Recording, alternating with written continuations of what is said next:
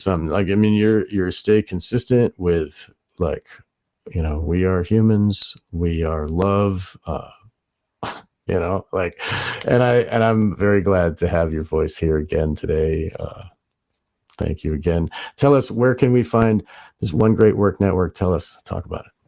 Yeah, One Great Work Network, awesome place, and my links are on there. I usually just send people to endevil.life. That's where all Yes, my sorry. stuff's at. And Right.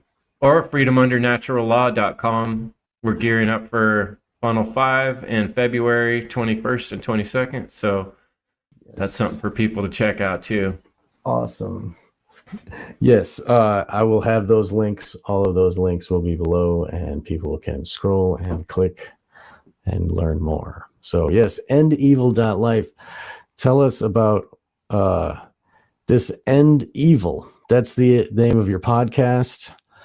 That's the inspiration for your raison d'etre. Like, I guess I don't know how to speak French, but I mean, tell us, like, why End Evil?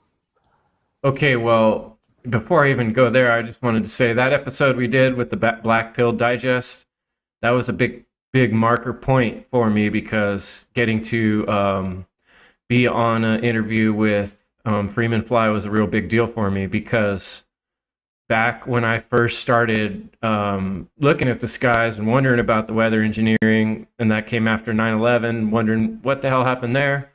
Those things were the big waypoints in my life that opened the door to Mark Passio's work, whatonearthishappening.com, and literally changing the direction of my life from that moment forward. So getting to meet Freeman through you was a really big moment for me. And then just last month, getting to meet Passio in person was huge. But on Passio's podcast, as I listened through from the beginning, whatonearthishappening.com, he talked about this book, The End of All Evil. And he's like, you got to read this book. So at that time, I couldn't find anywhere to get a hard copy, but I was able to find the free download. Anyone can find a free PDF download of The End of All Evil by Jeremy Locke. So far, no one seems to know exactly who Jeremy Locke is that I've been able to find out. Maybe it's a pen name, but the book's fantastic, and it wraps up all of reality and what we're here to do and what's important in one short little book that you can read in a day or two if you're a real slow reader like me. And I thought, this book is the perfect cornerstone for my podcast. So I built my podcast around the concept of we can end evil. And just like we clean up a room, we can sweep up the dust. We can stop doing evil things, is basically what it amounts to, is stop stealing, like Mark puts it, if you really want to boil it down. Stop stealing from one another.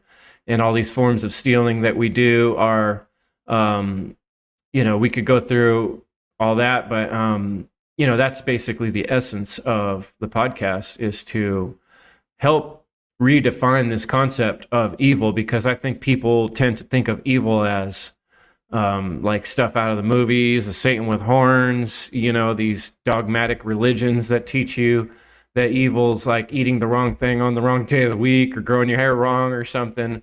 Whereas evil, as I put it in every episode, is the destruction of freedom. Right.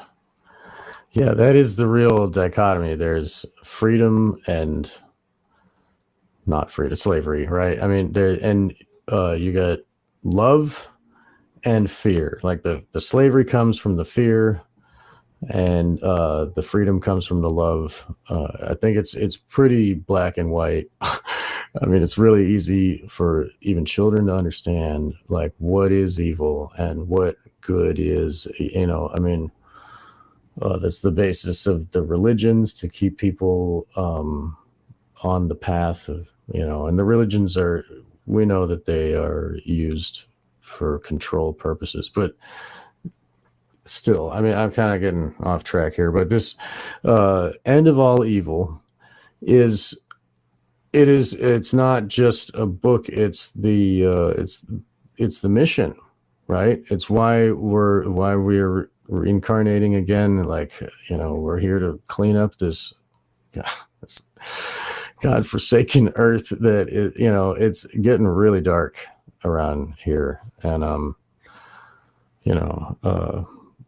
like there's some of us are willing to endure the pain and the trauma to have a chance to be here and to act in the world in the now, and present. And you're taking every chance you can to to do what's right and to use your voice. Tell me, you do your show every Thursday? Yeah, every Thursday, 6 p.m. Pacific. That's 9 p.m. Eastern. And we do interviews. Sometimes I do presentations. Sometimes I do live roundtables. And once a month has been for the past 3 years now, almost 3 years, the One Great Work Warriors, which is me and a team of 5 other gentlemen. And we formed a group and just started meeting every week. And then we put out 1 episode a month on whatever topic. We kind of vote on our topics. We have our own little process. It's kind of like a mastermind meeting. And that's been a cool development to have a little crew I work with. And those guys are fantastic. And yeah. That's really good. So so every Thursday you'll have something for the listeners, and so you're there live and they can interact with you in the comments and such. Yeah, I try to keep the as much as I hate ScrewTube, it's kind of the most popular way. And starting out in the podcasting, it's been a struggle all along for me to reach anybody. I remember my first podcast and my first presentations, it was like the low digits, trying to get above 10 was a big deal, listeners for an episode, Yeah. Looking back, I've been doing it since 2020. And now in my, I have this where my website is housed. You might know Nathan Frazier. He started this podcasting website that I still use because I like to support people instead of giant corporations whenever possible. It has a counter, and I caught it this year. I went well past 100,000 downloads. Wow. Of my podcast. So, it's reached some ears now that I've been doing it so long. So that's a tribute to perseverance, even though it feels like when you're trying something, you're not getting anywhere. If you just keep working at it, you're going to get somewhere if you don't give up. Right. And that's the same thing with evil. People generally want to say like, oh, you can't rid the world of evil. That'll never happen. And I'm like, okay, well, it depends how you're looking at it. If you zoom completely out and look at it from like a philosophy, objective point of view, yeah, there's always going to be some evil. That's a real concept, just like the yin yang, white and black, dark and light, hot and cold. They're ends of a spectrum, sure. But in terms of the human experience, and we're in these human bodies, we don't have to do wrong things to one another. We don't have to steal. We don't have to rape people. We don't have to murder people. We don't have to form governments that fleece people for their money. We don't have to tax people. We don't have to coerce people to do things they don't want to do, and we don't have to lie.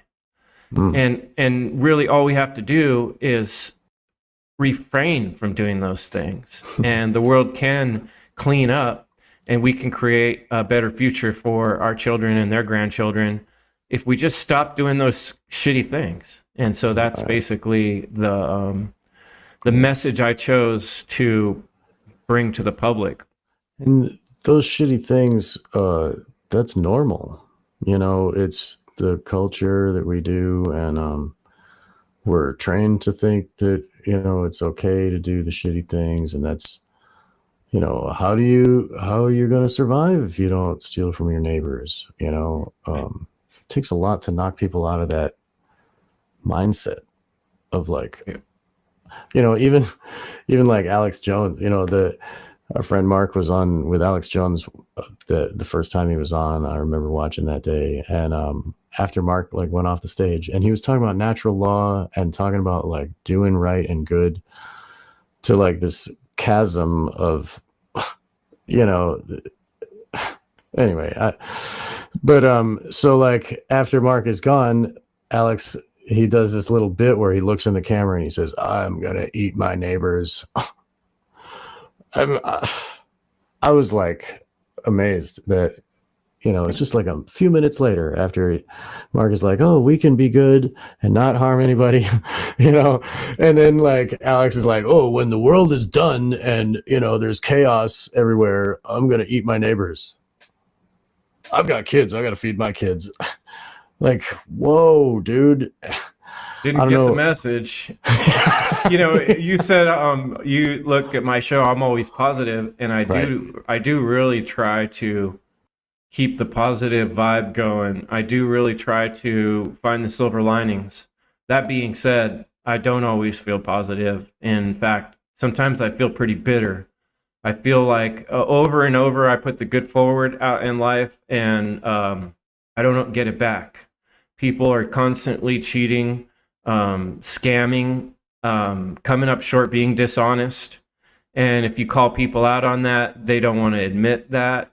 And then, you explain things or take hours and hours having conversations with someone. You think they understand the philosophy you just spoke with them about, and then they clearly don't get it by their actions the next minute or the next day. And you're like, wait, weren't we just talking about this and you agreed with me that it's wrong to steal? And then they're turning around and acting like stealing's okay. So Right. I do get frustrated and bitter. In fact, I was just talking Me to too. one of my last interviews about the scam when the scamdemic was stomping around. I was furious. I Oh remember yeah. driving around listening to Rage Against the Machine, just screaming like these idiots, like Yeah, just man. cussing out people inside of my car. But I still would then get up and get out of my car, and I would do my absolute best to not bring that face forward, because I know in my experience of who I am, if I go into the world with that attitude, I lose all chances of teaching to people. Mark's way of teaching worked for me. I call it the spiritual bitch slap. I needed that. I needed someone to yell at me and be like, "Are you, doing the work? Are Mm. you making a difference?" I needed that, and that helped me. But I was ready to get that message. I was like a radio antenna. I was looking for that message. And when I heard it, I was like, yes, I am ready, and I do need to do it, whatever it costs. And I've been doing it ever since in whatever way I can. And Um, but I do get frustrated and I am bitter sometimes. But I push through that because perseverance is what it takes to head down this path of ending evil. right. And it takes a lot to like have the smile, Um, I'm there with you. I've got the regular job, and it's I'm struggling and doing life also. I mean, it's not all ivory towers in the podcaster world, you know. Um, so and it's tough, like trying to be, in the whole scam thing. Like I was working in a place where when it first started, they were like, "You got to wear the mask. Oh, it's just 2 weeks. Don't worry." And then, you know, then I'm quitting my job after 2 weeks. Like I thought you said 2 weeks, like and then everything crumbles. And then like, you know, um, I I was leaving Walmart one time, and there were people going in, and thought I was being nice. I was like, "Hey, you don't have to wear that mask." And the husband like screamed bloody murder at me. He's like, "My wife's got cancer, and how am I gonna protect her?" And rah rah rah, and yelling at me. I'm like, "Whoa!" And so I get it, dude. And the way that they push it and push it, and they take away all our money, and they make us total slaves, and and we're all bent over the barrel and fighting each other. Crabs in the barrel, right? Right. Um, So it is And I tough to think like that's be nice and happy in spite of all that. Go hell ahead. yeah. And that's like a misconception that the alternative media or whatever you would want to call it, from the manifestation folks to the all you have to do is think positive Manifestation. kind of bullshit, right? Like New age weirdos, right? all Yeah. this stuff, like it gives you this idea that, oh, if you just think positive, if you're just imagine yourself having all this money that you're going to be, Spirit and that's board. one of the things I try to break down is that no, it's going to be a rough journey if you really look down the barrel of meaning, what's your meaning in life and what's your purpose, and you really take that seriously and you really look at truth with the naked, make yourself naked to it. It's gonna hurt, man. You're gonna go through struggles. It's going to be frustrating, and I'm going through a lot of those frustrations. I know that would hit with you too, because you work your butt off, and you got a young one. And man, I'm still struggling all the time. Just sometimes getting down to $40 in my pocket or whatever, but trying to, in every way possible, work towards these principles of not doing things the way everybody else is doing them forces you into making more difficult choices. Yeah. And trying to work around this system. I mean, I don't work around in every possible way, but I try to in every way I can. And I think that's a process that we all have to face individually if we're being honest with ourselves. Right. It's a hard row to hoe.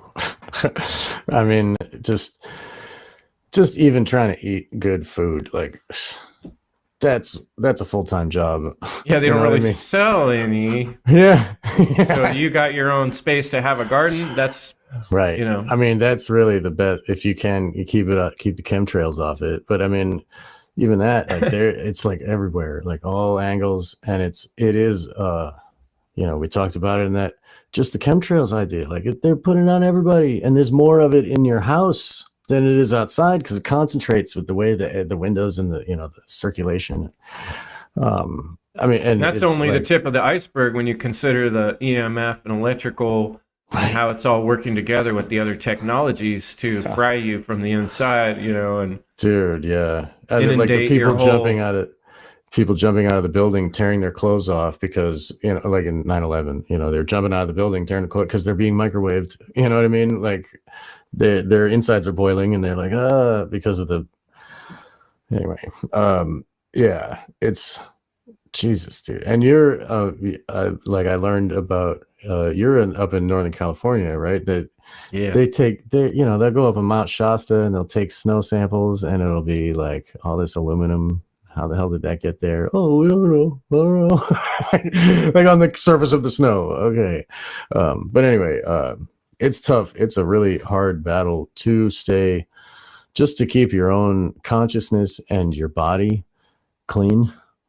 And then to like share that with others. Like, it's like, yeah, I've often thought like you're asking someone a really hard thing. You're like, oh, basically you need to separate from the system, stop having, you wind up having to, you're going to go to the regular healthcare, you're going to have insurance, you're going to have a regular job, all those things it's tough, push you to make these hard choices, right? What about, when they tell you have to get shot in the arm with the needle craft, or you have to put this thing on your face or whatever, like I went through a similar struggle with you. I fought to keep jobs because I wasn't willing to put up with their Nazi treatment. And it's crazy how sinister people got with that stuff, like turning themselves into like Nazi police, basically, and taking it seriously.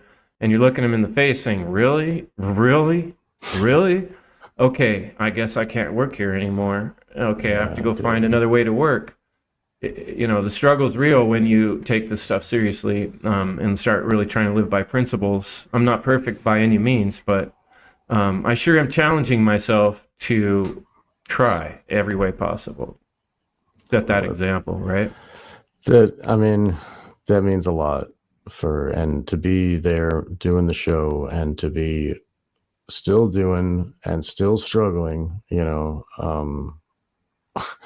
that means a lot because the listeners hear that, you're like a genuine voice and, thanks, Sean. I think they can trust you. Yeah. Appreciate it. Yeah, man. So like it really, the money and the struggles is like, but that refines you into the more perfect diamond of, where you, because you're getting up every day and putting on the smile, like that changes you as a person in the end, like because of all that effort. And then it becomes like, that's normal. okay, yes, I understand that all those people are crazy every day. And yes, I know it's hard to get a job. And yes, I know it's hard to have food. I know it's hard to get to the job, and I know it's hard to have like to please everybody around that I care for. But then when you are that consistently and you weather all those hardships, it shows like how strong of a man you are. And I was trying to teach this to my son the other day, but he's trying to tell me about, he knows what strong is. And he's like, it's, and he's showing me like, and I'm like, yeah, but really it's being able to give all that you have to others and people that you care about. And then have no more strength and keep going. And you're climbing, you're pushing this rock up a hill. I mean, I guess I didn't really go that far. I mean, I tried in kids' language, but to you, I'm talking. It's like it's a constant, it's a giving, and it's like, and then you have nothing left, but you're still got to do that because like that's my job, and I'm happy to be the one who is the provider guy or the one who's the protector guy. We did one episode with the Warriors about what does it take to be a man? What does it mean to be a man? And it's interesting because when we do these episodes, it really makes you ask yourself a lot of questions and write down your ideas. And the more I was thinking about it, the best aspects of being a man aren't nearly what you think they are when you really think it out. A lot of it's like bearing burdens. It's being quiet when you want to say something. It's not losing your temper when you want to. It's staying cool. It's using your understanding to have emotions, right? To be able to cry, for instance. Like that takes a real man to be able to cry and not be embarrassed by it. It's the opposite of everything the lamestream wants to advertise. Take all the men on TV and do the opposite of what they do, and that's what it takes to be a man in this world, right? Yeah. To be honest. That's really well said. Yeah, I mean, yeah, dude. It's like the Homer Simpsons out there, like it's funny that people on TV are the opposite. It's true. They all lie consistently, like they almost all these sitcoms and shows is just a series of either lying or self-deprecating jokes. They're either talking smack about each other and putting each other down, or they're telling lies, and then the rest of the show is them trying to get out of the last lie they told, and that's funny, right? But it's really not that fucking funny. No, because it sets an example for the children that's a normal way to act. That's how men act when they get in a tight position. They just lie and then try to cover it up for the rest of the episode. Yeah, dude. When I guess we're bringing up Mark a bunch, but when Mark talked about the meaning of what Seinfeld is, that whole thing, Seinfeld's a show about nothing, right? Oh, that's funny. Oh, a quaint little idea. But really, they're occulting what it really is. It's nothing, guys. Nothing. It's nothing. And at the end, like, they are psychopathic. They're videotaping somebody get mugged, and they're like, ha ha ha ha ha, dude, like making the most cowardly choices in every situation. Yeah, and it's holy crap. So I mean, it really like clicked and wow, that is the opposite. It's normalizing dishonesty. Yeah, and then you look at the dude. He's got like some 20-year-old wife, and he's like, yay for the IDF, and and then you're like, whoa, that guy's really disgusting, and he goes on, whatever, I don't know, but then you look at the den of what the Hollywood is, and like the total evil that all of that, it's really weird how they've flipped. It used to be the man was like the strong man protector, and now it's like just get what you want and use others as trash, and like and they're really soft. Like Friends was one we made fun of. Look at all the supposed, there's no men in the show. They're super soft. They're like like they can't Children. do anything that Yeah. is hard. Like they don't know how to change a tire. They don't, it's like really Yeah. sad. But Yeah. speaking of Freeman Fly, we were talking about Freeman Fly. He had this thing he used to say in his episodes about like movies. You can always get the truth from the bad guy in the movies. Yeah, Whoever's it's the true. the villain, they're the one that spills the truth at some point in the movie. Usually about three quarters, 7/8 way through that, you get close to the final scene, and the villain says the truth. You Hmm. know, and I always thought that was cool how he put that because the more I watch movies, I'm like, fucking Freeman's right, man. He's often right. And Yeah. then the He's heroes are always lying. They're like, oh, they always tell these stupid lies like, I'll always be there for you, or like, they're just constantly lying to each other in dumb ways. That it's like, why would you say that? You're going into battle and you're saying, I'll definitely be back for you. It's like, no, don't say a lie. That's stupid. right. Why teach children that? That's how we do it. We tell each other lies to make them feel more comfortable. No, no, that's not what a man does. That's right. Yeah. Be Oh, honest. but it's fun to have Santa Claus and the Tooth Fairy Yeah, and all the adults work together to lie yeah. together to create an illusion for the Talk about a child to conspiracy. believe. Yeah, yeah, yeah. It really trains them to get used to government when they get older. Yeah, get used to the Yeah, big lie. Well, it's yeah. easy. Mhm. Well, I mean, so we are aware of the big lie, and we're alerting everyone to the big lie. You know, what do you see is like most important message that people these days need to get? Um, It's funny because the answer to that's in the question. I started asking, I had a strange upbringing where my dad was this philosopher preacher guy, and he was always asking the deeper questions.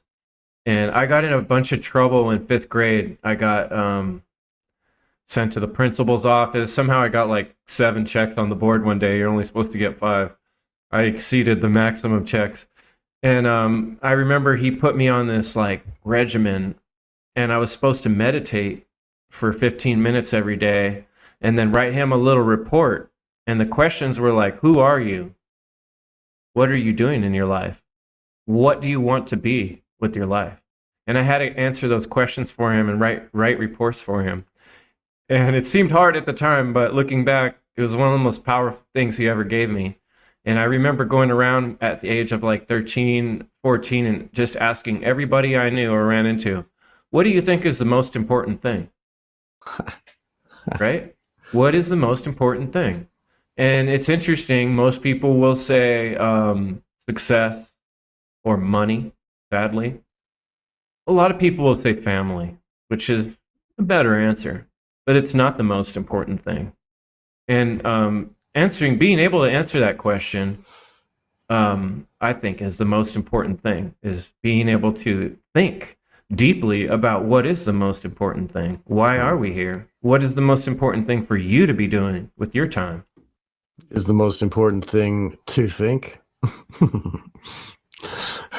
Well, I mean, Well, to do the thinking of what is important, I mean, it actually it's part of the stop. process, right? Yeah, right. The Of the process. real manifestation Mhm. process. It begins with the idea. You Yeah, you you have an idea. Oh, I should think. I should ask right. questions, right? And then that forms this thought that, oh, here's some questions I could think about. And then those thoughts and those questions lead you to, this conversation in your mind. Well, I could do this or that, and that, it really seems like this, and then that leads towards the actions that you do in the real world. And if there's some congruence in that process, then you're able to actually do things, right? And to do things without harming others, without coercing, without doing some kind of coercion on other people, or forcing them to do something they don't want, or taking something from them, or stealing, or the simple one we've been talking about, lying. That's like the biggest one.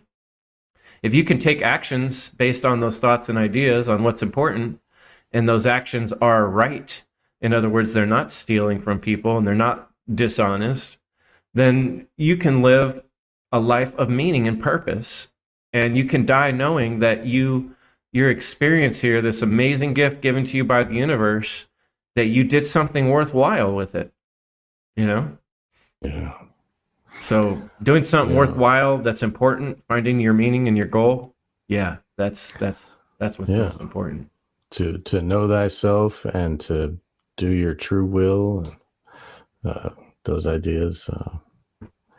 Yeah, that's important. And, ever since I got activated into doing my true will, because there's all these distractions and all of life is like, oh, worry and crap and waste your time with TV and what are you eating for dinner, like whatever, like all this makes you forget and then like boredom, like I don't, holy crap, boredom, like boredom is so far away. I haven't been bored Right. so I don't got long. time to be bored. Right, yeah, dude, Too it's much like shit to do, bro. exactly. And you look at everybody and they're like all doing video games, or they watch other people doing video games, and Right. like their whole world is being just distracted. I'm gonna do a video of me making expressions about other people playing video games. Oh, yeah, right? and then put it on Like, TikTok, and then see they how get many- like 1,000 views, and I'm like, Dude, what the fuck, man? yeah, I spent really. 3 hours creating this presentation and only got 20 views. That's because there's only 20 people want to think. Everybody else wants to be distracted, Yeah. It's So easier. It's more comfortable. Yes. And they make it comfy, and it's comfy to have a paycheck and a job and just do what you're told, and you won't get whipped When I into started submission. listening to Patio and Free, I can remember where I was walking, listening to Freeman Flies when he was talking about weather engineering, and I was working at the Superior Court as a maintenance man. Oh, I had a pretty cushy job there, and if I'd have stayed there all these years, I'd have a nice little retirement right now. I'd have a brand new vehicle. I'd be living in my $500,000 house in the You'd be playing Angry side. Birds all day while you're at work. Probably still be like, on the screen, yeah, shooting scrolling things. Yeah, whatever, my new dude. Video game rifle. Yep. Yeah. But I didn't choose that because once I really started listening to it wasn't just Passio, it was a lot of other content creators. I listened to Tsarian's work, David Icke, and all kinds of cool podcasts. I wish I could remember a lot of the smaller ones because there were actually some that hit pretty hard that, people don't recognize their name. But the more I listened to all that, it gave me a headache being in that place and trying to go through those motions. Right. I had to leave. I had to quit. Yeah. I can't do this shit anymore. Yeah. You see the cage and you're in the cage and you're like, ugh. Just like, ugh. This is not me anymore. Right. Yeah, that's good for you, man. What were you going to say, school? Oh, I was going to say School Sucks podcast is one. Yeah. Brett Brett Venat, I think. Venat, there you go, yeah. That one is gone. And Richard Grove. Richard Grove is, yeah. I went to his autonomy course, and that has had a big impact on my life. A lot of networking there. Yeah. But, he was doing the Peace Revolution podcast back then. They'd be like that one's great. 10, 12, 13-hour. And the one 16-hour, yes. On Thomas Paine, that really hit with me. Thomas Paine, Awesome. and then I started getting Thomas Paine's books. I got into Lysander Spooner, discovered him through. I think that was Richard Grove's one of his shows that I discovered. Yeah. Yep. That one, yeah, dude. I used to School Sucks. Yeah, that was awesome, dude. Always, and the Red Ice Radio, that was kind of a big one. They had everybody, but the some of those, like, it helped to get activated, and then you find it's funny, you and I have been talking about Mark Passio and Freeman Fly, and those guys were pretty much the ones every day or every time there was new, they would click, and it seems like those Free Your Mind conference first came out, man. I was like, that's the first time I met Freeman, and I gave him a joint because I was walking in the building and I was like, oh, what do I do with this joint? And I gave it to him and he's like, oh, cool. That was the first time I met him, and then now we're friends. It's pretty cool. And Mark brought that all together, and Bob Tuskin allowed me to twice for free. Yeah, Bob Tuskin's show. Remember him? Yeah, there's a lot of, and those people like they're still, hopefully they, are still true. I mean, some of them, there were other ones like what about the there was that anarchist dude that he went full Trump, the Ah, bald guy there. so many did. It was so sad. And then, like when the pandemic hit too, like you really saw the true colors of a lot of people that you thought were alternative, freedom minded, and then you're like, wait a second, it's weird how over and over you think people get it, and then some things change and they show this other side where you're like, what? It's That weird does they go not backwards. align with what How you do were they go saying before. backwards? It's so weird. It's like Weird, the yeah. dude from, he's like, oh, but I want the steak, instead of the gruel, from the Matrix. And it's like, how can you go back? Like I just had Etienne de la Boutique Oh yeah, squared on my right. show just recently. And He's awesome. What a he guy. is, yeah, totally a true principled anarchist. So Okay, anyway, wait, before you tell about him, I'm please. doing an interview with Brendan Daniel, who was at SoundPath. And Brendan Daniel, he was hurting for some money, and he met Howard at PorkFest, and Right. Howard gave him a stack of books, of his books. Oh, why am I blanking out on the name right now? Government scam, right? Yeah, All Government is a Scam, or Yeah, right. I have his book at home. It's an awesome book. Everybody should get Yes. it. It's very But easy. he's super and- generous, and he helped him out. He helped Brendan Yeah. out, and he was just telling me that story. But anyway, go ahead. I'm sorry. to Oh interrupt. yeah, Howard's great, and Hella cool guy.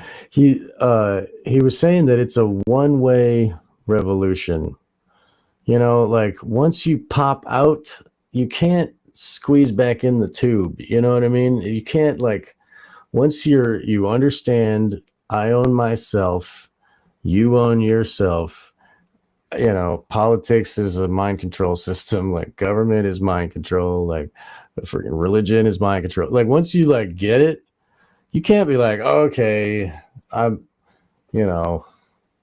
I'll go do the whatever and be part of the hierarchy of obedience. So it is a one-way thing. And so like once you get activated, and then it's really it changes your life, and you all of a sudden you have love for I mean, it's a process for me to love myself, but I mean, all of a sudden it's you recognize like, oh, Value. caring for myself is being like because like we're put into this self-loathing and the satanic, we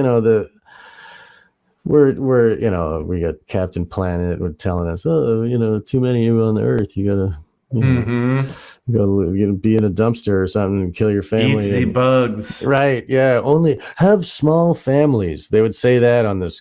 They had 2 episodes about, I talked about on my show, but why you gotta have 2 episodes about that? They did one for everything, all the rainforest, this or that, but 2 of them on overpopulation. And then at the end of they're have small families. What does that mean? It's crazy how deep that goes too. The Right. whole overpopulation thing. Dude, yeah, that lie, the huge lie. But I mean, to have small that's a euphemism for kill your own babies in the womb. Right. Kill your firstborn. Right. Oh yeah, that's for sacrifice, right? for the Yahweh. Goes back to biblical shit. Right. Yeah, dude. Yeah. So I mean, it's the lie is really, it's like they go hard, and it gives you this like it. I don't know, you or anybody. It creates in me, at least, or it had in the past. I mean, it led me towards Satanism. I was, a teenager, I was a Satanist. I feel like I did loathe myself, and I felt like I had no value, and I was just like, well, if I hate myself, then I might as well hate you too. You know what I mean? And it's like, and then I'm generating hate. And then I become this little beacon of hate. Like a hate machine. Yeah, I've heard so many teenagers or young people, older people too, but you really see it like the 16, 17-year-old age where they say, I hate people. Yeah. People are bad. I hate people. And it's just like, where does that come from? dude. I mean, you kind of get it when you They're start really weaponizing looking. it now with this whole Charlie thing, with the murder on TV, like everybody, or not, on their Squitter troll. Squitter Troll. Wow, that was really a good. That was a great Love little that. Freudian slip Raiderism. right there. That was by Winterism, accident. yeah. That's a So, good one. but still, like, I mean, I saw a dude, like, I saw a snuff film by accident, and it was like I couldn't not look, and I'm like, it's like they're doing this to our brains, and then that, like, I immediately have compassion for the dude and his babies, and like, oh my god, what, these people are crazy. Look at what they're doing, they're murdering innocent. Anyway, but then there's those people that are stuck in that teenage hate, and then they're like, yeah, I'm glad he's dead. Yeah. And it's like, whoa, brakes, dude. Think about what we do as a society with war and bombs. I try to remind people, I mean, it's harder to find statistics now. They stopped putting them out in Obama era, but before that, you used to be able to find pretty reliable statistics about how many bombs are dropped every day. Every president is pushing that button every day, 70 to 100 bombs. It's probably 200 now. Somewhere, there's 6, 7, 8 wars going on all the time. And child trafficking, we have no idea how much human trafficking and child trafficking is going on. Right now, some kids getting, unimaginable, terrible things going to it. And that's not what we're talking about. That's not in where America, people's focus is. On the streets of America. And that's where we should be focusing, right? Because that's the most heinous thing that's going on. But no one's talking about that because they're so easily led and distracted by whatever's on the lame stream. And everybody falls into it. And that, I find that really fucking frustrating, to be honest. Even people that are supposed to be working toward freedom jumping on this shitty bandwagon of whatever's the next flavor of bullshit. Where, what are we really working on? What are we supposed to be working on right now? What's the answer? Getting what are people we supposed to work together, on? working together. Ourself, Well, yes. The self-work. That's what Right. it's going to come down to. How are we going to go out there and change? Are we going to go out there and like grab, try to save all these children by myself? Or take down the whole government? No, no. And it's like, that's You're what not people Rambo. miss the message, that Passio puts out too. Is like, that's never what he said. He said, do the self-work, set an example to the world, explain it to other people so they can understand, teach them what right is. That's what we're supposed to be talking about and doing. And anything outside of that is just a distraction that actually feeds into the hate machine. So we got to separate from that kind of stuff, I needed to be taught when I was the hateful teenager. I was hungry for that, but I didn't know. Like Think about a bomb too. I thought about that, like a nuclear bomb. In school, when I was even in school, we would do bomb drill. Everybody would get under the desk. They'd make like an alarm, and we'd all climb under the desk. In California? Yeah. I remember that as a kid. And I was born in 75, turning 50 this year. Yeah. But, when you know that there's a weapon out there, when they've advertised it to everybody, there's a weapon that could blow up whole countries. What does that make you feel the significance of your life? When there's millions of people in the world, 7 billion people or whatever, and they could just, couple so-called leaders could just push the buttons and we could all just be blown away. It makes you feel really insignificant. And that's what they want you to feel. They don't want you to recognize your true value. It's funny, though, that they don't need to push the button. All they have to do is convince us to take the shot. Drink the Kool-Aid. Dude. They killed more people with that injected Kool-Aid than wars did. Right? It was really their eugenics thing. And you were talking about how, like, there's always these wars happening.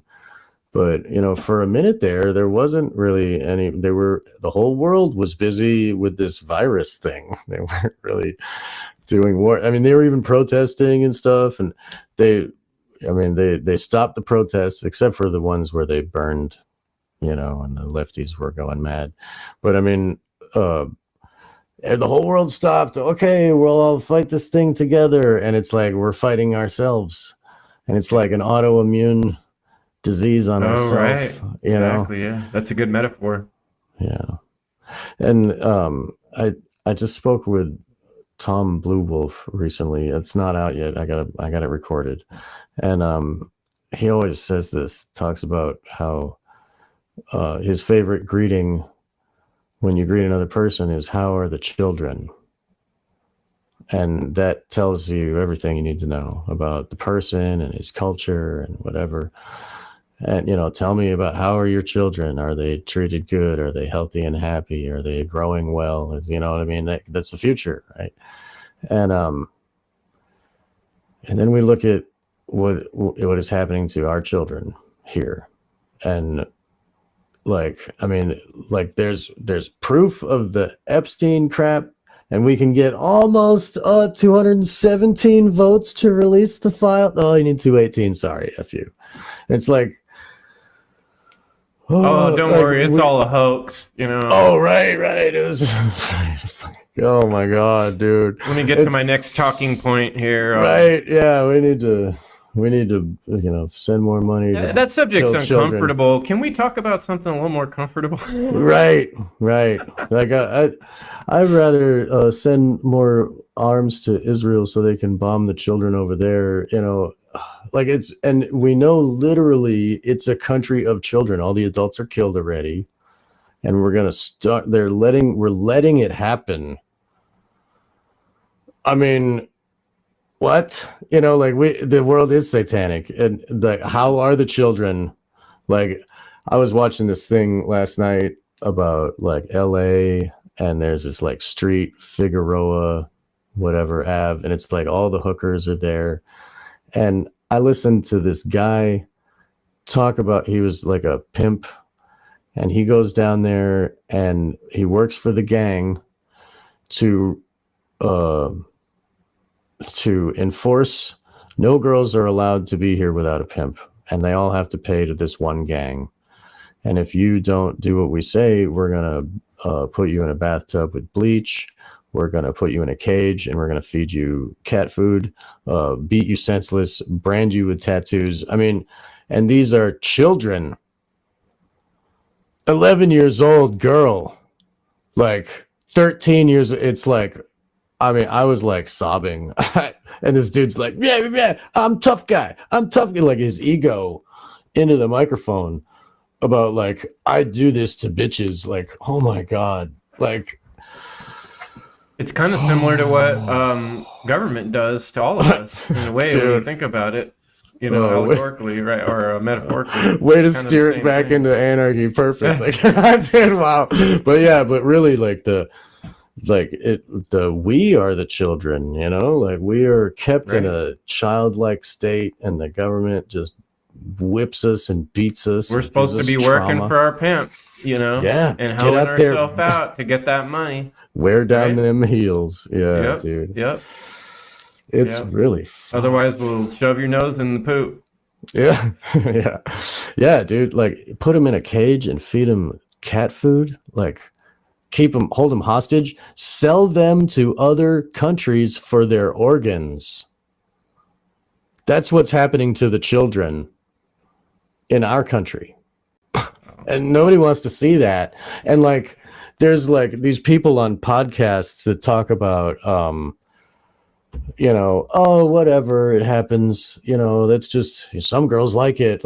What? I mean, oh, dude, I mean, this world is so taken by Satan. It's the whole concept of Satan. It's not like some dude with horns, like you were saying earlier, but it's just the the love of fear, lack of care, really. Yeah. Because honestly, that's one thing I worked on. One of the funnel conferences was how to will power, and I really asked myself, where does willpower come from? And then I even remember posting it on social media just to see what people would say. And I actually got some pretty good answers when you start asking around, where does will come from? And a lot of times it comes from fear or trauma. And so whenever I start feeling like, man, I'm frustrated with the podcast, nobody's donating, nobody seems to really care, not many people are watching, I remind myself that, oh, like you said, children are being trafficked, people are getting put in cages, people are getting fed dog food, Yeah. And when you remind yourself of the extreme trauma and the amount of, lack of care that's going on, that feeds my will to be a warrior. And however hard it is, I got to fight this. I don't care if, what it's going to cost, because children are getting, treated in these most terrible ways. And I can't live with myself, well, that's going on and I'm not trying to do something about it. Right. So that's where I draw inspiration. That's the silver lining for me, is like, the world is so messed up and so fucked up. I have to speak out against the crime, right? And the words are your sword, right? Magic. Yeah, right. It is magic. Words are magic. Words are our form of magic. Talk about it. Yeah. Tell me, how do you see that to be true? I mean, how else do we affect change in this realm?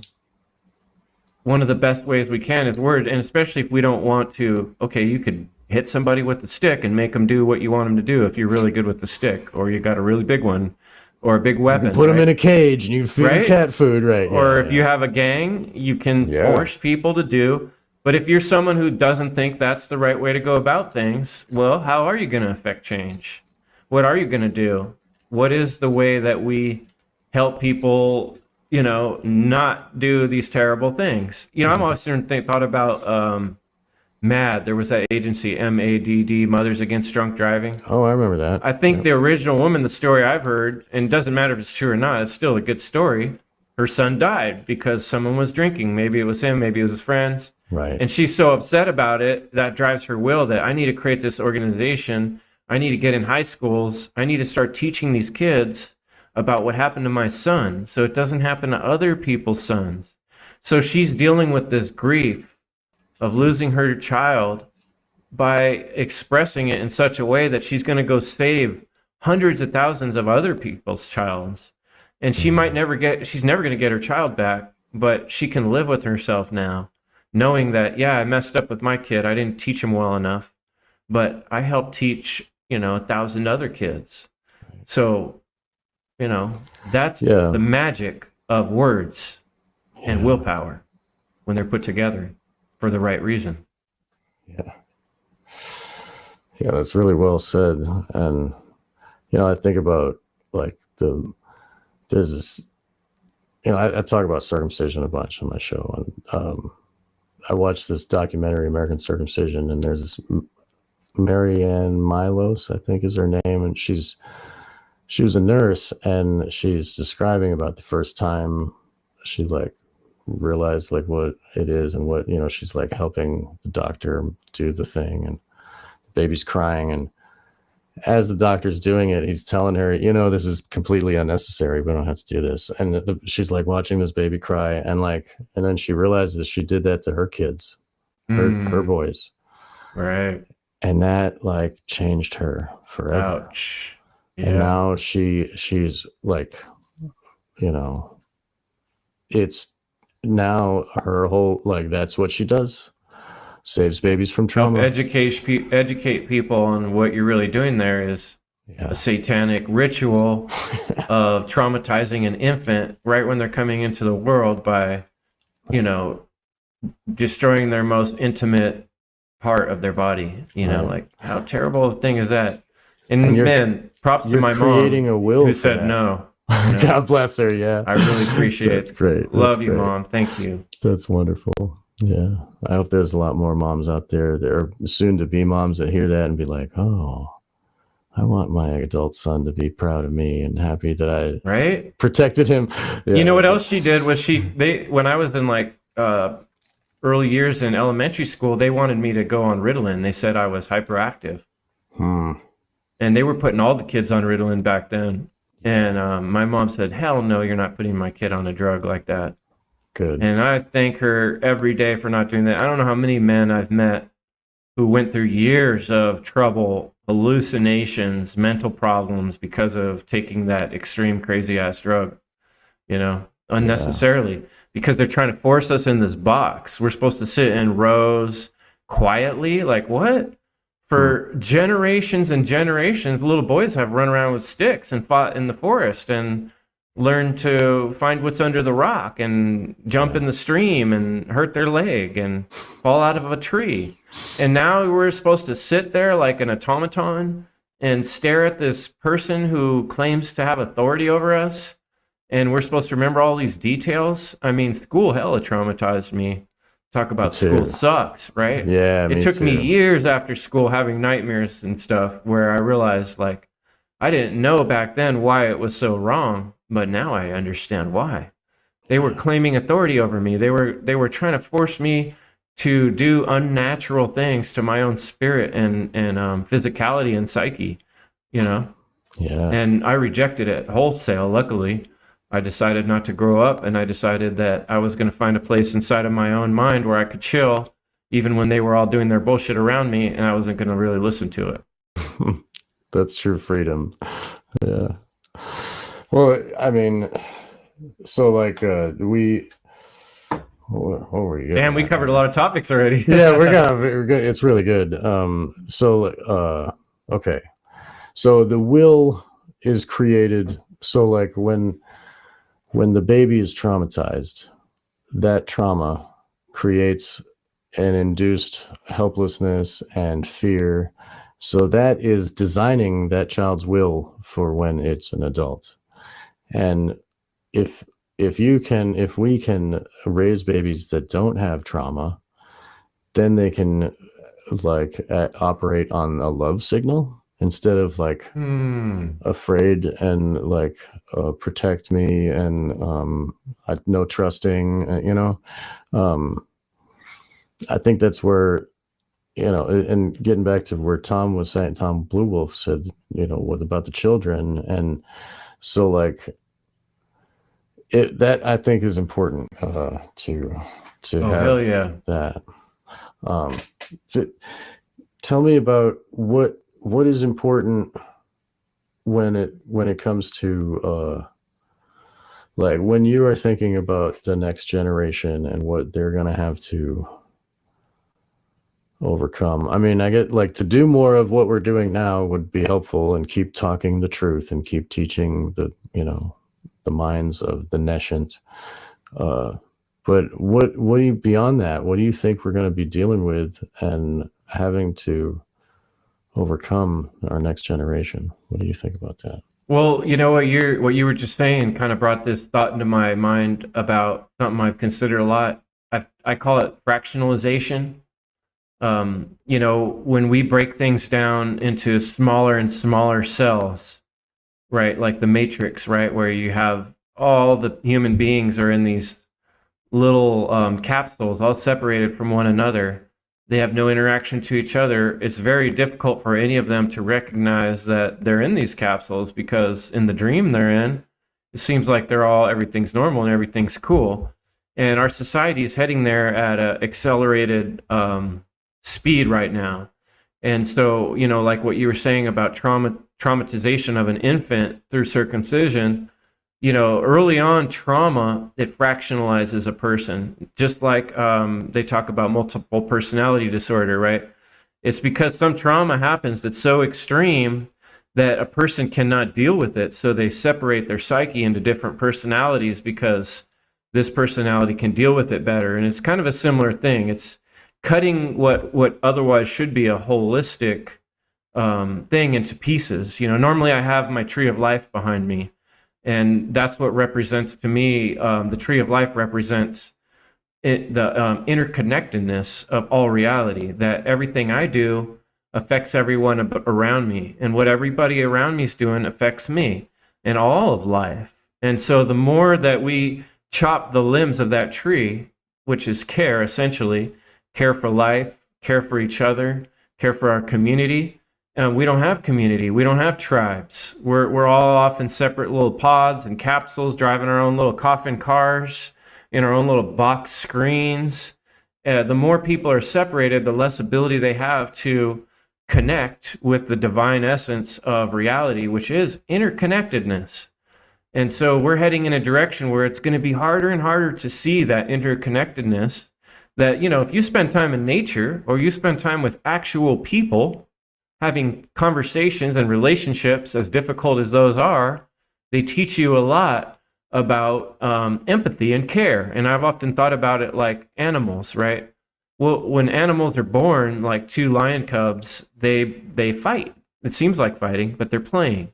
And play is crucial for children. When children don't get play, that's when psychopathy develops. And I've seen some great experts on different podcasts talk about psychopathy and how it roots to the lack of play as children.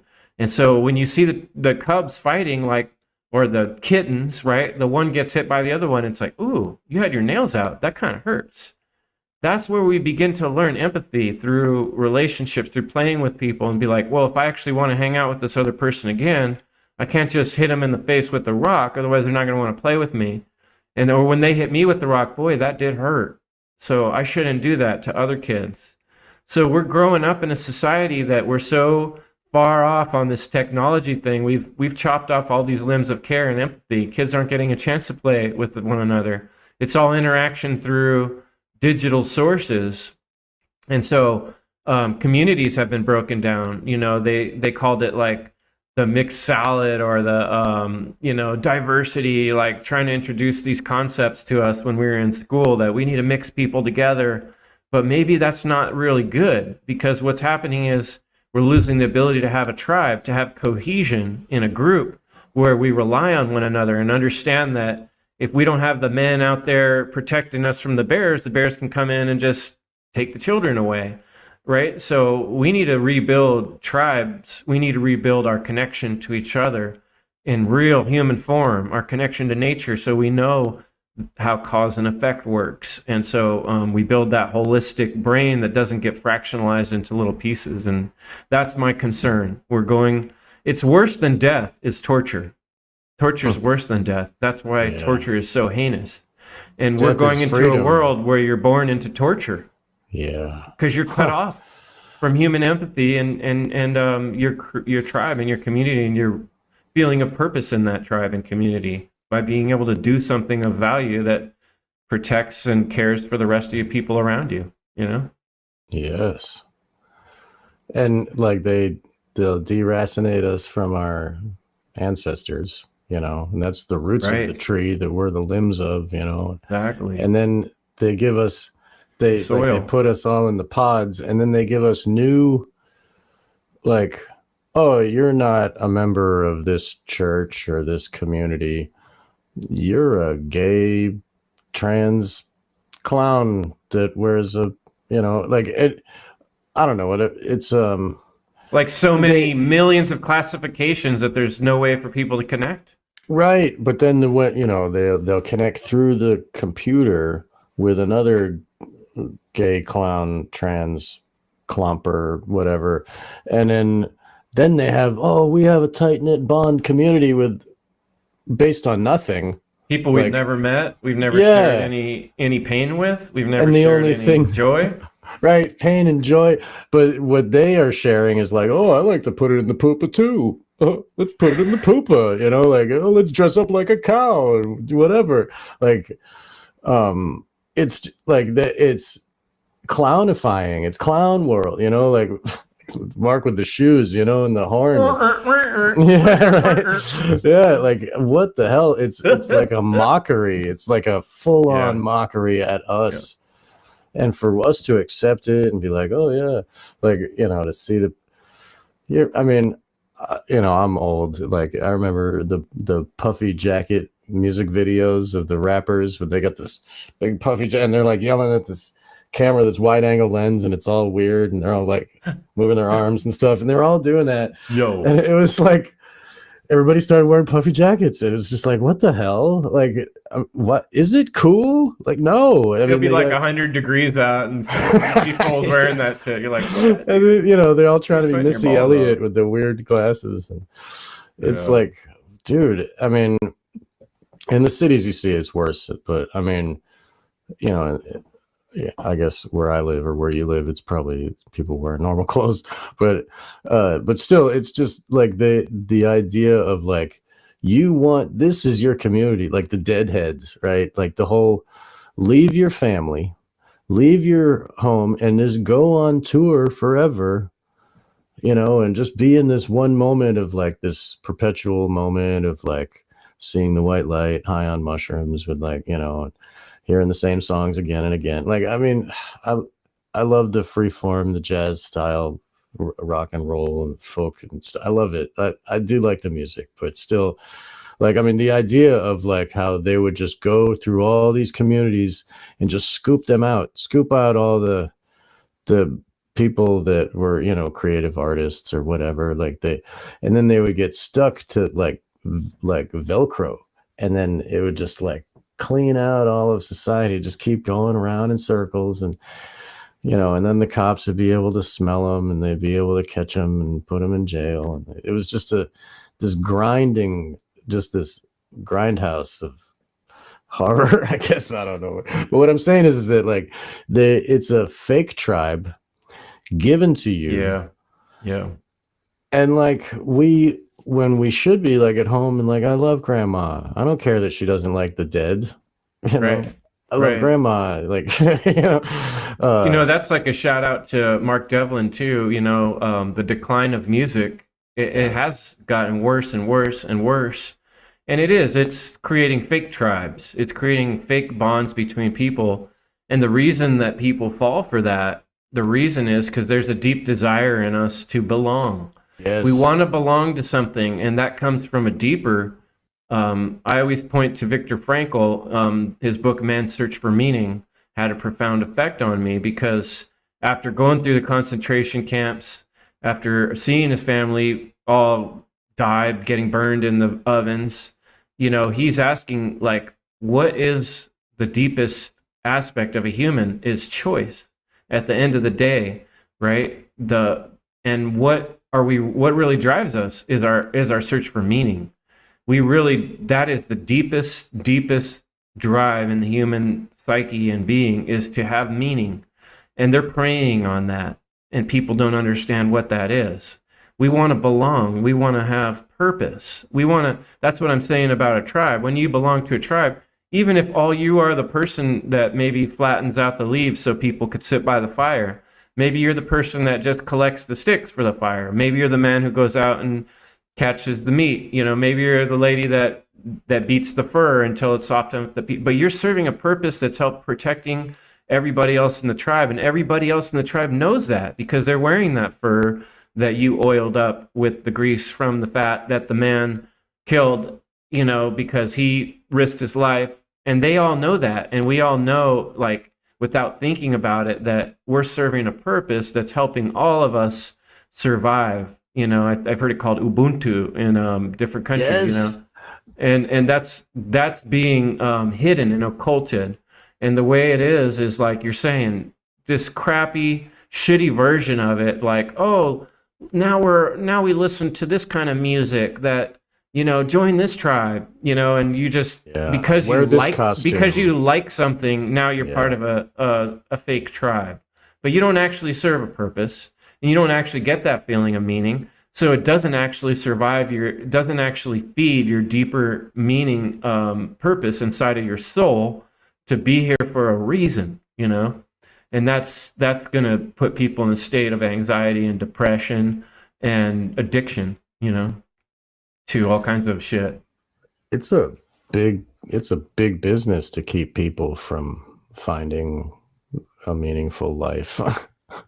Takes a lot of work, social media, the movies, the music, the religious dogma, the political dogma, which is religious also, the words that are used, the phrases. It just goes on and on, but they're hitting from every angle, and that's kind of what I've always talked about, the tesseract. I think of it like this box that gets put on our head, and we just get used to it because it's invisible. It's getting put on every day, and it's all these walls. It's the food, Right. Like you were saying, fake food, fake relationships, fake tribes, fake belief systems, all superimposed on each other. Every side you look, they got you covered. Yeah. Yeah. Like, what is a woman? I don't know.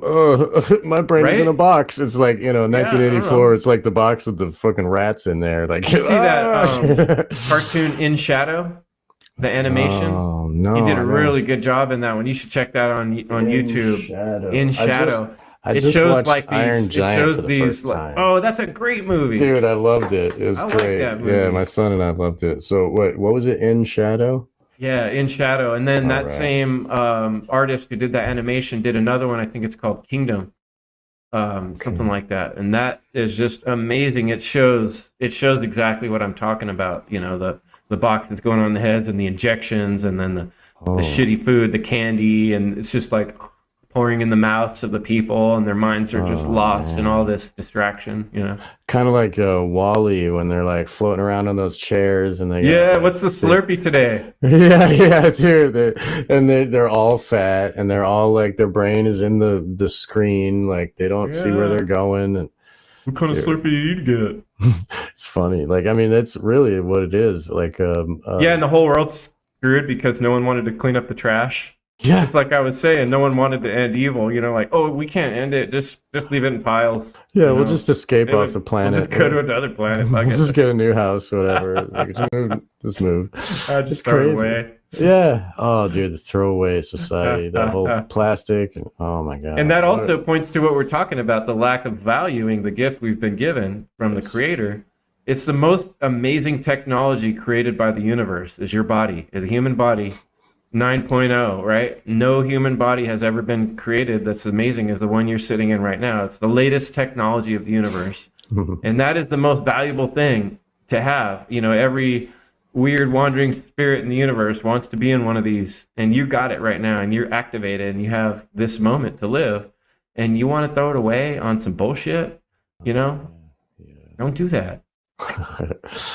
Yeah, it is a sacred gift. It's really pretty awesome to have a body, and I stress that to my son. He tells me back, he's like, "I'm glad I have this body," and he knows he's a soul in flesh. It's really, to have gratitude is really one of the things that helps keep the glue of the society.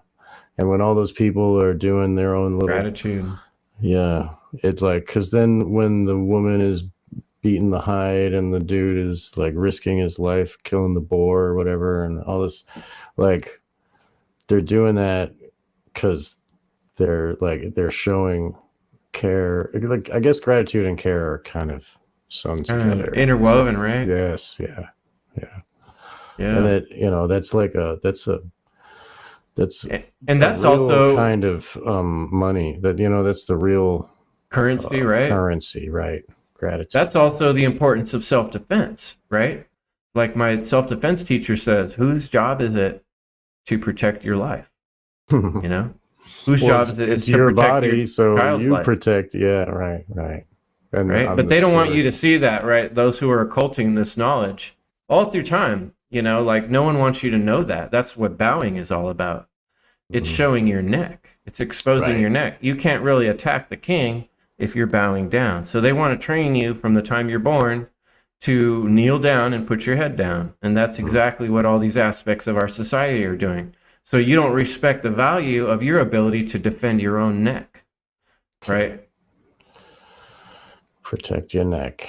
Yeah. Protect your neck. You got to put Yeah. them in check. Yeah, dude. I mean, like, really. And then when you think about what genuflecting is, and like and how it puts your butt in the air, and in the old stocks of the old days when you were getting punished, they like put your head and hands in the stocks All bent right. over. That's not just like to spend a sad night out under the stars. Like, it's so that anybody can come up behind you and do whatever they want to you. Right. And show everybody else how little value any of you have, that we can do Oh that to you at man, any moment when we want. yeah. And there's not much you can do about it.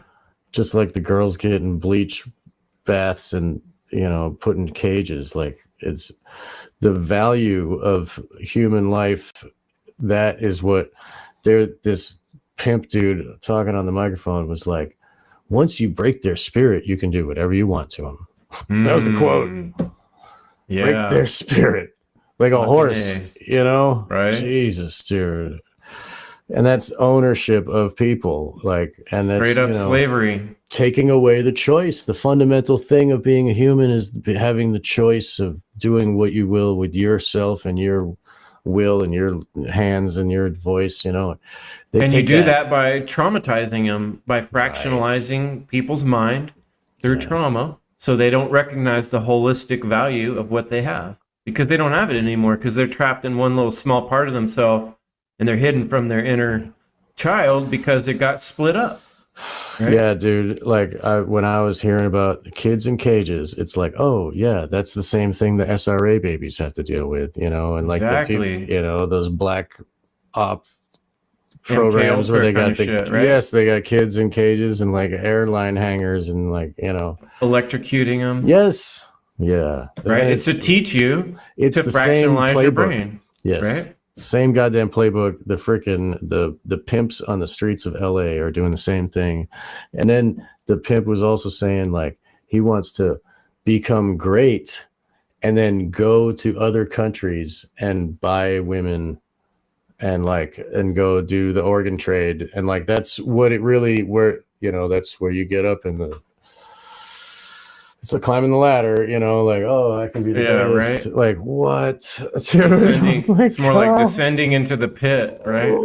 Yeah, the inversion of like the opposite. Spiraling pit of doom. Yeah, dude, yeah, the pit of fire. I mean, hopefully, if the whole feather of Ma'at is real, like, hopefully Sobek is going to devour all of these, like, just going to have a healthy meal.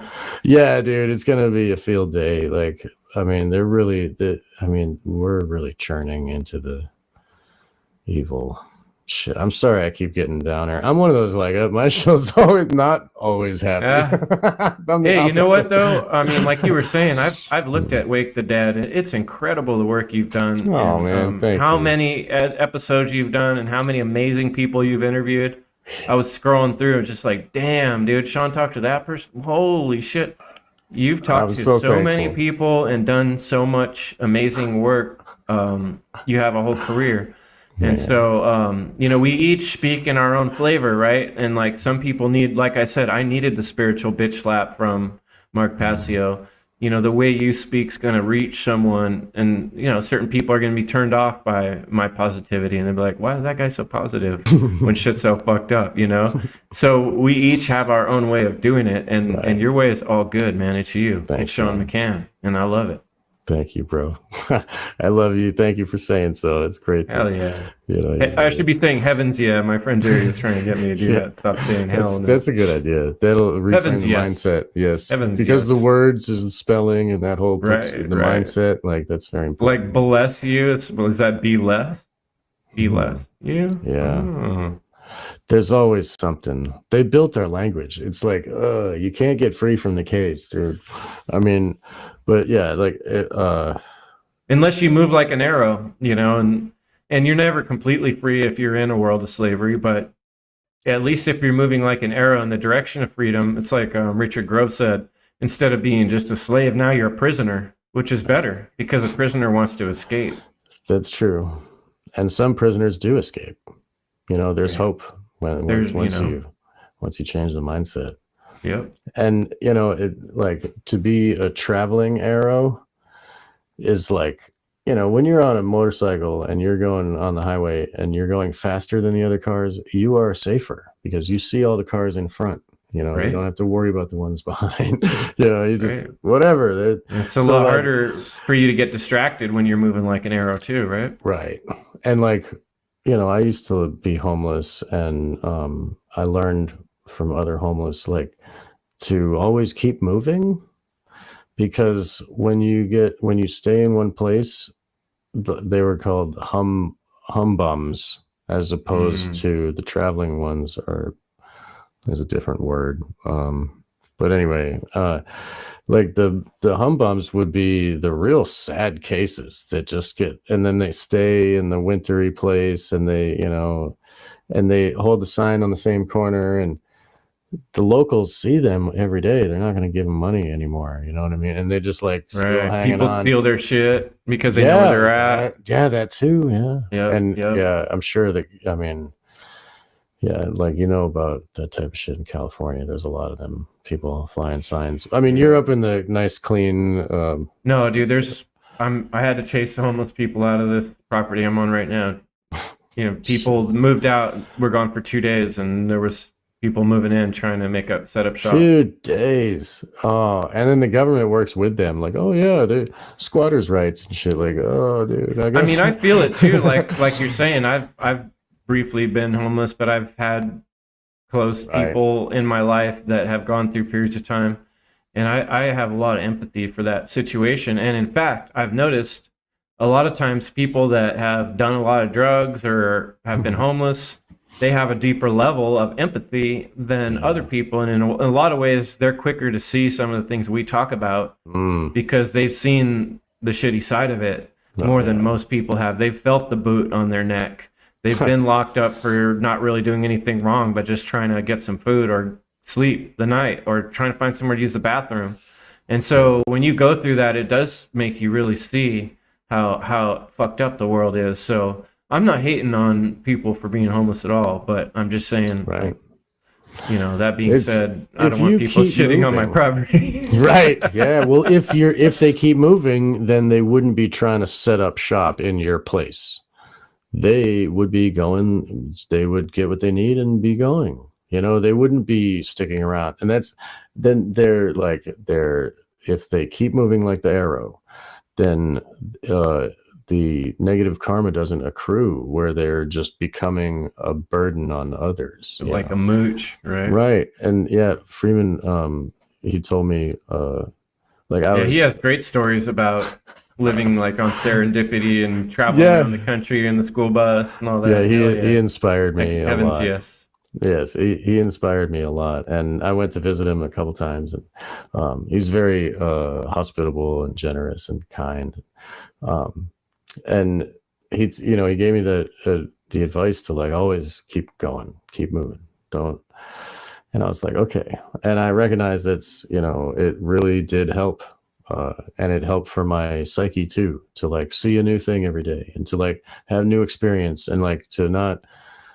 Because if you are stuck in the same place and like, oh crap, I can't do anything, I have no money, oh shit, it'll weigh you down and it'll get you that like the negative spiral. Yeah, and you'll fall into the, I don't know, but and so that is like some homeless people can be really happy and they can be living clean and good and be happy. And sometimes like that's just because they're choosing to not do the rent and do the job. And because they see it as, that's kind of where I was at. Like I was just sick of rent. It was such a trap, so like, it wasn't like, hard times. I went into it on purpose, but anyway. I don't know if you've checked out Shane Radcliffe and the Vanu podcast and Van Nomadism. He based on this guy Rayo who wrote this book about, he was trying to live the life of a true anarchist, and the best thing he figured out was, like you said, you got to keep moving. So one of the ways he figured it out was you live out of a van basically, and you keep moving because no locality can claim that you tax you and take your stuff from you. They can't steal from you as easy if you don't actually belong to one place and you keep moving. So people check out the Vanu podcast. That's pretty badass stuff. And Liberty Under Attack, he does some great work too. Thank you for that. I never heard of that. But yeah, that was me. I was being an anarchist and kept moving, and I wouldn't be cold because I would go south. I was like an empty nester. Like I was like a retired person going south in the winter and going north in the summer. Like the birds, yeah. Yeah, right, yeah. Like the flow of nature. Right, yeah. Well, a lot of tribes, would have done that. They wouldn't always stay in the same place because depending on the temperature and the environment, it's better hunting somewhere else, or the temperature gets too cold in the winter, so we move down south. Right. I think the Follow the flow and the synchronicity. heartbeat. I think the synchronicity is more prevalent or more apparent when you're Right, that makes moving. sense.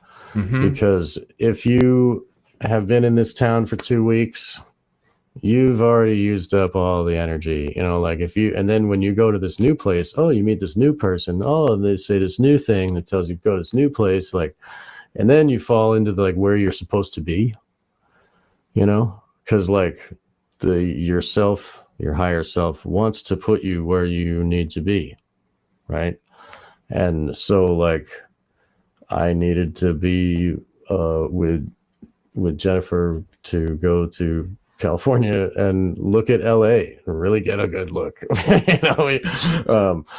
And we saw people. Well, that'll leave a bad taste in your mouth. Oh man, it was we stopped at a gas station to go pee, and there was a dude laying on the ground, and he looked like I just pulled into the spot, and it was right in front of us on the sidewalk, and he looks up at us and he yells, "Give me some speed."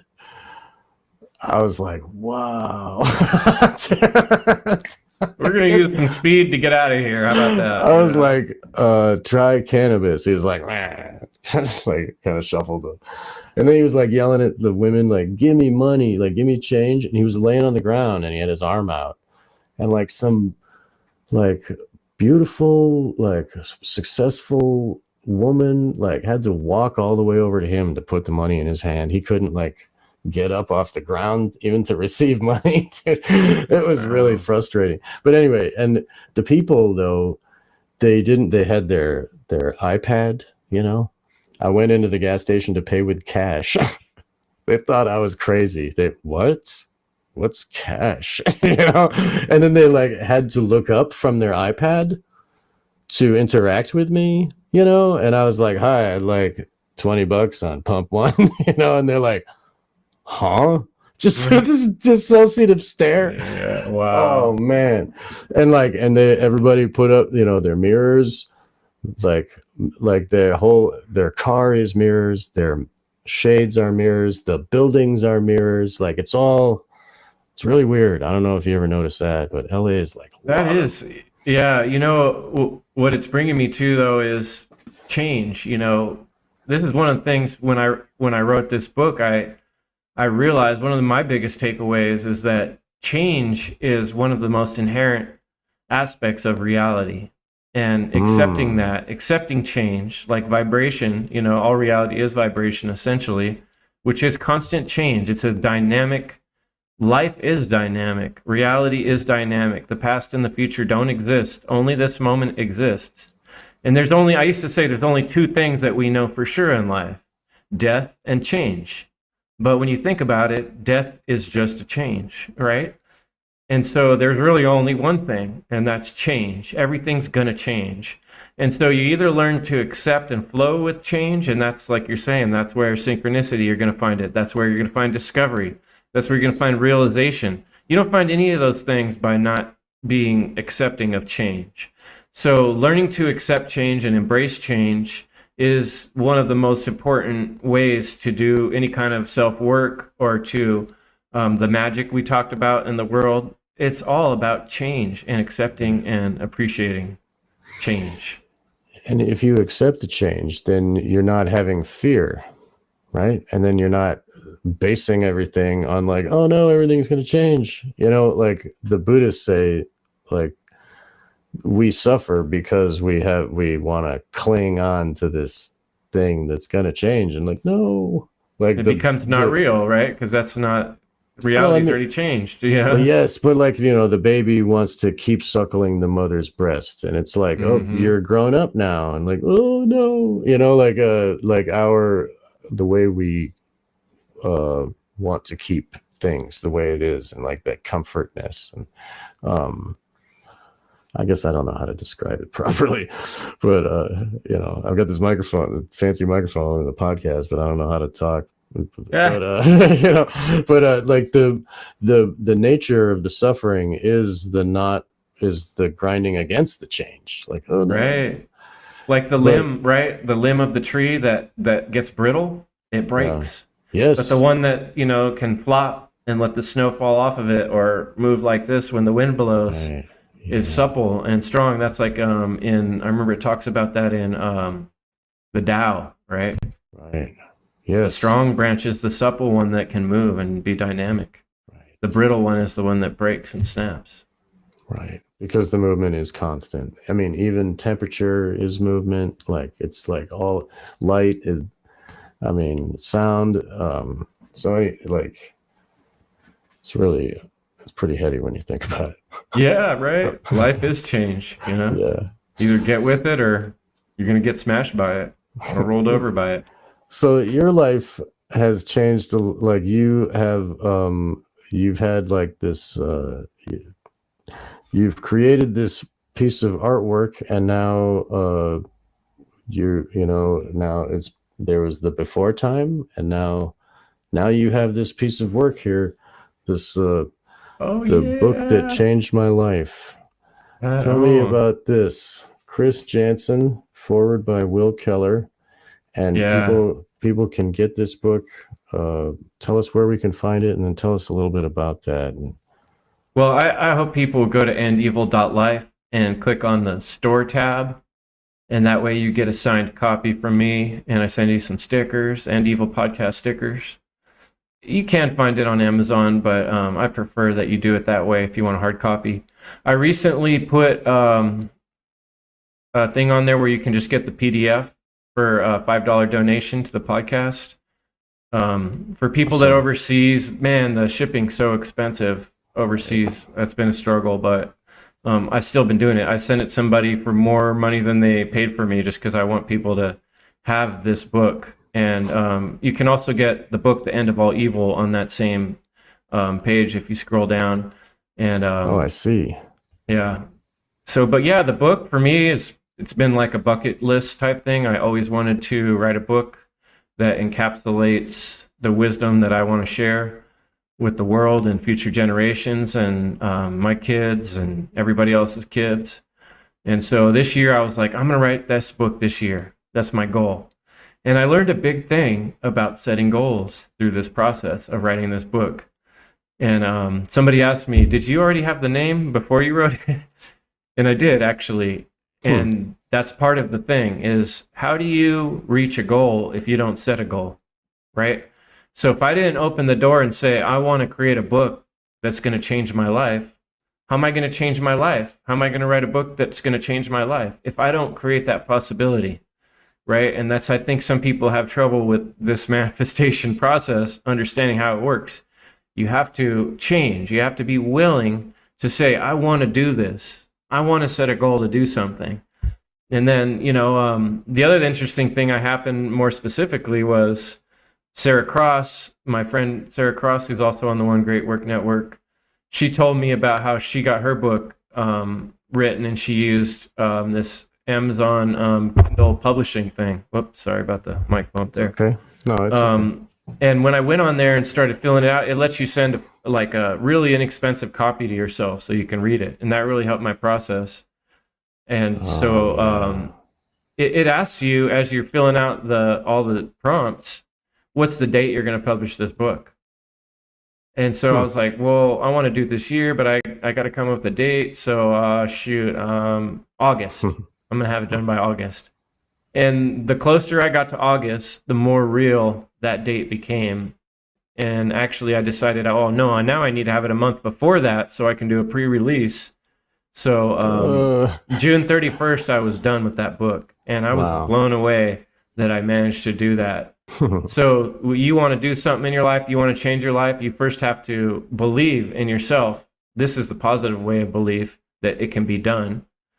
And then you have to have the faith in yourself that you can do it by setting a real goal. And when you put a date and you say it publicly, that makes it more real, and that gives you the impetus to actually do it. So for me, the fact that I finished this book and got it done, and it's a hard thing that you're holding in your hand, is it did change my life, and it's pushing me right now every day to try to do things to back that up, because I don't want to be someone that just says, "Oh, I'm going to change my life." No, I am changing my life because I said I was going to. So actually, right now I'm on a weed fast, which is one of the hardest things I do, because I really like my cannabis. But Likewise. I also chose this year to stop drinking alcohol, and so I haven't drank alcohol this whole year. And the hardest part of that was when I got to meet Mark Passio at the bar, and I really wanted to have a beer with him, but I got a non-alcoholic beer. But Those like if actually you, taste better, I've found. they're The not that bad. non-alcoholic. You Yeah, yeah, forget you're drinking it, you're yeah, like, I got a drink, it's all yeah. good. Whatever. Yeah. But you got to set goals for yourself, and you got to push yourself to do things. Otherwise, you're not going to do those things. And Right. so that the book is meant to inspire and motivate and challenge you. And it's a no holds barred. I'm not nice in this book. Like I'm telling you how it is. It's not going to be easy. There's going to be suffering. That's why I chose the picture on the cover of Castle Crags. It's a mountain I like to climb. And it's not easy. You climb up there and you're sweaty and you're tired. And you get to the top and it's scary looking off the edge of that cliff. Wow. So, yeah. So, yeah. Wow. I You hope get all the way to people the top of are that thing. inspired. Well, Right. Must be so like a the scale. Castle Dome, you can't go to the very top of all those unless you're like a really good climber and you got ropes and you know the Right. path. But Yeah, yeah, yeah. you get right up inside of there and you look down and it's like 7,000 to 9,000 foot drops, and it blows your mind. It'll give you a spiritual experience, especially if you eat some mushrooms. Yeah. Yeah. Like I've done a couple times. Yeah. Well, that's always healthy too. I mean, like, it's good that you're going away from the alcohol and you're not saying you're going to stop mushrooms, because that it helps.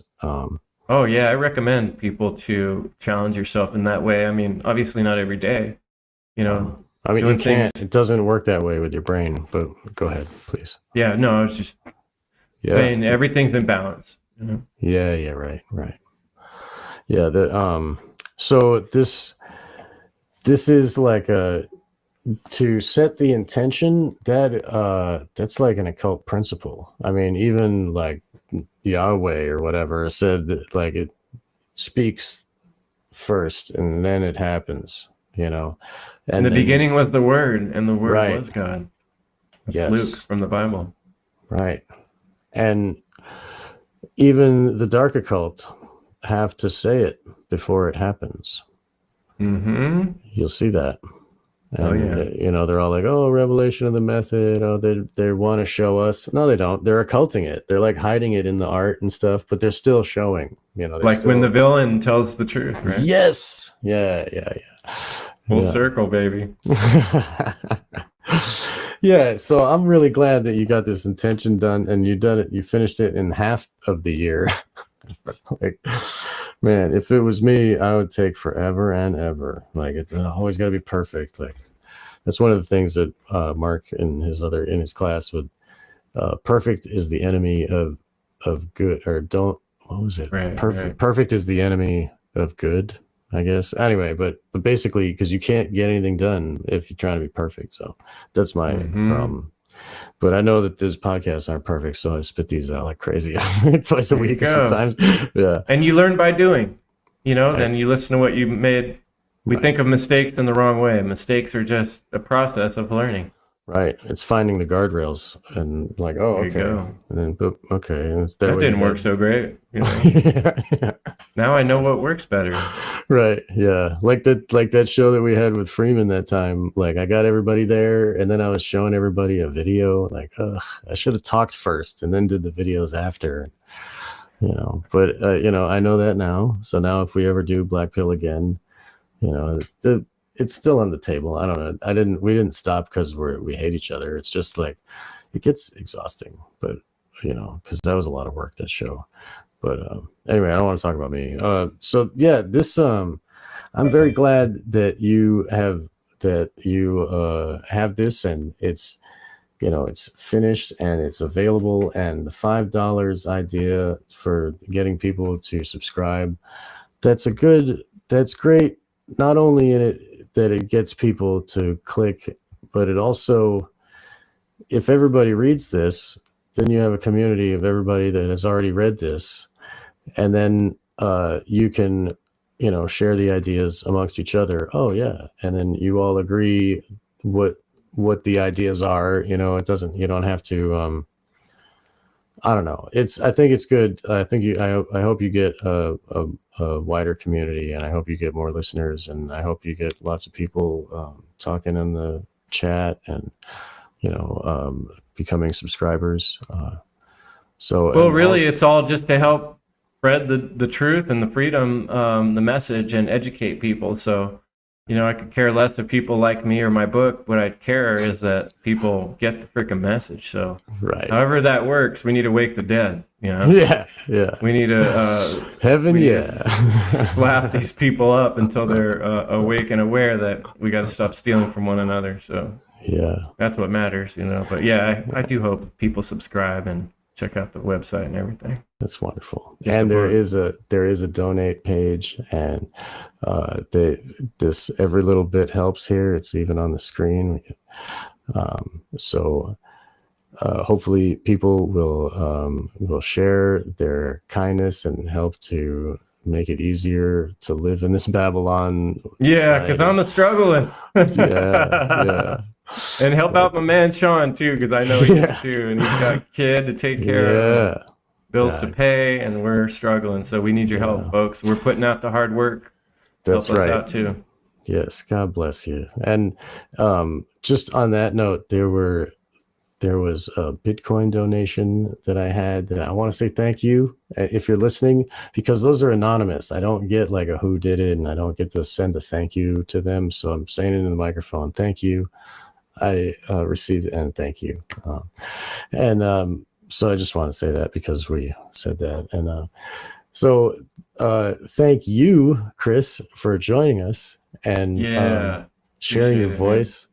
It's great. And it's good to talk to a real friend and that really understands the principles. And, I am more at ease when I'm speaking with you, who I know is true and right and good, so like it comforts all of us when you are the good man that you are. And so it is spreading a good vibration, and we are all thankful to have that and to listen to your voice. And thank you. Thanks, brother. I can't wait till we meet in person, and I'll have to have you on the End Evil podcast before too long as well. Yes, I would love that. I'm due to have you as a guest again. But we got an episode, if people look way back, there's a really great episode with Sean. It had a cool title too. I don't remember right now. It's been so long, but you gotta scroll back. we've been going We're due for a new 5 years now. Yeah, totally. Yeah, anytime, man. Yeah, heaven, yes. That would be wonderful. And I look forward to all of our conversations. So please, contact me, be in touch. We'll talk over the emails. Please, listeners, everybody, check out End Evil podcast. See it on Thursday live, and listen on the podcasters, and show Chris Jansen your love. And thank you all for listening. We'll see you next time on Wake the Dead. Sweet. Okay, recording stop.